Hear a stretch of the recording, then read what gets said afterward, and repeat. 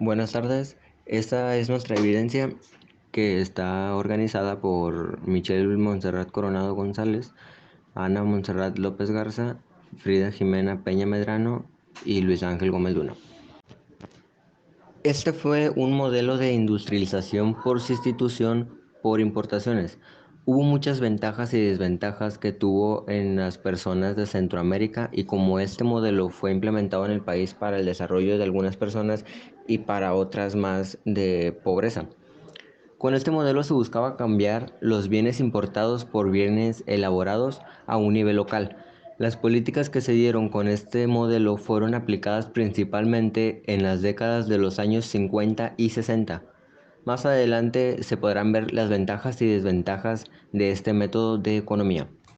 Aquí como industrialización sustitutiva de importaciones de bienes de consumo, que es el ICI, fue un modelo de desarrollo económico adaptado por numerosos países de la América Latina y de otras regiones del llamado Tercer Mundo durante los inicios del siglo XX, especialmente en la posguerra de los dos guerras mundiales, desde 1918 y desde 1945. Como su nombre lo indica, este modelo consiste en la sustitución de las importaciones por productos elaborados de manera nacional. Para ello es necesario la construcción de una economía independiente. Esto fue especialmente necesario en momentos de drástica disminución de los productos elaborados en el polo industrial europeo, consecuencia de tanto la Gran Depresión de 1929 como la devastación de las guerras mundiales. Entre las medidas que se tomaron se incluyeron la aplicación de aranceles a la importación, tipos elevados de cambio, subsidios y apoyo para las productoras locales. Toda una serie de medidas que se aspiraban a robustecer las industrias nacionales y a independizar el consumo local de las industrias de las potencias internacionales.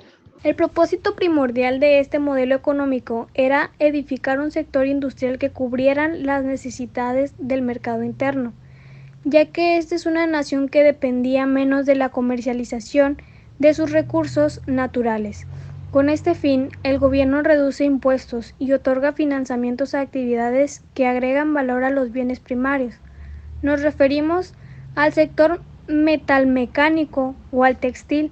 Asimismo, se deben imponer restricciones como mayor aranceles o topes a las importaciones, dependiendo de la mercancía y su lugar de procedencia. La balanza comercial de los países depende de lo exportado, que genera divisas, y lo importado, que las consume, por lo que una balanza comercial saludable implica una mayor exportación.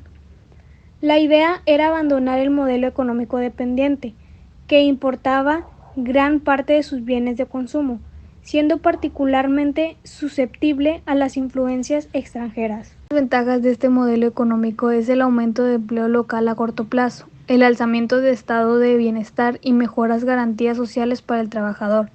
También trajo una menor dependencia local del mercado internacional y sus flotaciones, el florecimiento de pequeñas y medianas industrias a lo largo del país, la reducción del coste y transporte local, lo cual a su vez disminuyó los costos finales del producto. Las desventajas de este modelo económico es el paulatino aumento general de los precios y fruto del alza inesperado del consumo, la aparición de monopolios y oligopolios estatales. La intervención estatal debilitó los mecanismos naturales de autorregulación del mercado. Se impuso a mediano y largo plazo una tendencia al alquilosamiento y a la obsolencia en las industrias locales, dado que carencia de competencia y por ende de actualización tecnológica. Una de las características principales ha sido la que se aplicó desde 1940 con la que creció la demanda de bienes de México. Hubo una política proteccionista que montó fronteras para impedir la importación. En México, el ISI permitió la nacionalización de la industria petrolera. Entonces se comenzó la ISI, que propició el incremento hacia adentro por medio de crecimiento de la red de carreteras y fomentó un sector agrícola y reducción de control extranjeros sobre la economía local. En cuantiosos subsidios a los productores locales, especialmente a la industria, imposición de impuestos, aranceles y barreras, limitaciones a las importaciones. Evita o dificulta las inversiones extranjeras directas en el país.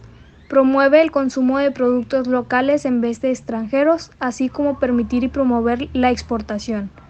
Sobreevaluar la moneda local para abaratar los costos de compra de insumos y máquinas en el extranjero. A la vez, encarecer el producto local. Facilitar burócratamente el acceso a créditos para el crecimiento local. A continuación tenemos las dos etapas del ICI. En la primera etapa sucedió el bloqueo y rechazo a la importación de productos manufacturados en el extranjero mediante esquemas arancelarios y otras barreras, mientras se aplicaban estímulos económicos y otras medidas de protección para la industria manufacturera local. En la segunda etapa tenemos el avance en la sustitución de bienes de consumo hacia los sectores intermedios y de consumo duradero, invirtiendo en ello el conjunto de capitales ahorrados durante la primera etapa, es decir, un stock de divisas nacionales. En los periodos de gobierno en los que se llevó a cabo el ICI de 1940 a 1980, tenemos a Manuel Ávila Camacho, que es del 1940 a 1946. Este ayudó a convertirnos en proveedores de Estados Unidos que requerían mucha ayuda. También permitió un avance económico importante durante su gobierno y entró el proceso de industrialización sustitutiva de importaciones. Es un modelo que desarrolló de industrias locales para que produzcan bienes que serán importados con el apoyo político, económicas como incentivos fiscales y crediticios o de protección comercial. Después tenemos a Miguel Alemán Valdés, de 1946 a 1952. Este impulsó un tipo de desarrollo económico que benefició al Estado. Las estrategias para impulsar el desarrollo protegían el mercado interno y el impulso de la industrialización. Esto para sustituir las importaciones. El eje de desarrollo era la industrialización. Esto permitió la autonomía económica de México. Luego tenemos a Adolfo Ruiz Cortines, de 1952 a 1958. Fue orientada a mantener un buen ritmo de crecimiento, por lo que se decidió hacer intentos para lograr la estabilización de la economía nacional. Luego tenemos a Adolfo López Mateos, de 1958 a 1964. El salario crece de manera importante, como los conflictos laborales también. Reprimió los movimientos ferrocarrileros, maestros y telefonistas, lo cual detuvo el aumento de valores para México. Luego, José López Portillo, de 1976 a 1982, adquiere una nueva deuda por el aumento del petróleo y para 1981 la deuda ronda los 80.000 millones de dólares y empezó un proceso inflacionario en el país. Sin embargo, Gustavo Díaz Ordaz, de 1964 a 1970, fue muy rígido. A este le tocó lidiar con problemas y se agota el sistema económico, claramente desde 1965. Y como último tenemos a Luis Echevarría Álvarez, de 1970 a 1976. Este intenta recrear el corporativismo obrero, repartir tierras, crear empleos desde el gobierno, enfrentar a los empresarios y convertirse en líder mundial. Este también provocó la primera gran crisis económica desde los tiempos de Cárdenas. La mejor forma para disminuir el desempleo es una educación de calidad, pero que realmente sea de calidad, donde todos puedan acceder a esta y no solo los favorecidos. Con esto no solo disminuiría el desempleo, sino que la forma de actuar y de pensar de la sociedad tomaría otro rumbo y empezarían a mejorar las condiciones de vida de todos, ya que esto genera una reducción del empleo, reduciendo el menor nivel de ingresos y por ende la demanda de los consumidores, de lo que se traduce en menores ventas por las empresas. Tanto consumidores como empresas encuentran crecientes dificultades para pagar sus préstamos, obligando a los bancos a reducir su intermediación.